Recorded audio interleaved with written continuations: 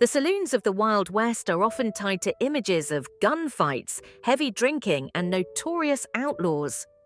These striking photographs offer tangible proof that these watering holes truly lived up to their infamous reputations.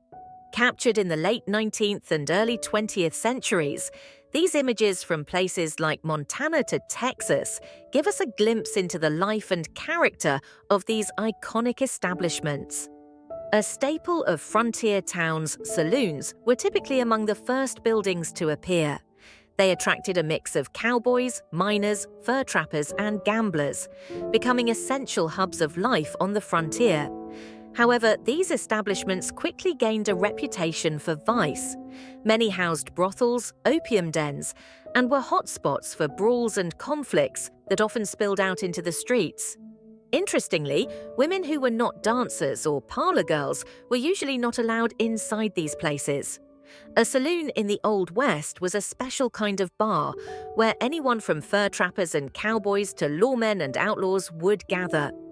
These spots were also known by various names: watering troughs, bug houses, shebangs, cantinas, grog shops, and gin mills. The first saloon opened in Browns Hole, Wyoming, in 1822 to serve fur trappers. By 1880, saloons were booming, with towns like Leavenworth, Kansas, hosting around 150 saloons. The look of a saloon varied widely depending on location and time period.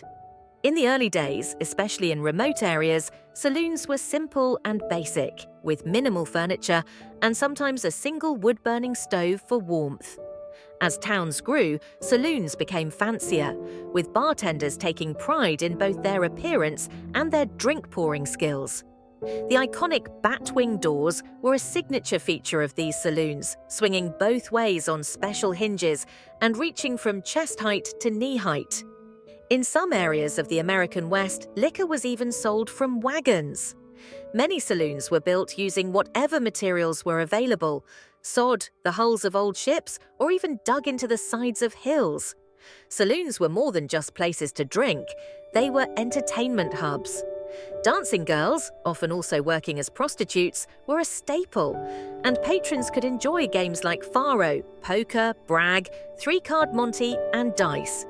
As saloons grew in popularity, they added even more attractions like billiards, darts, and bowling, with some venues even offering piano players, can-can dancers, and small theatre performances.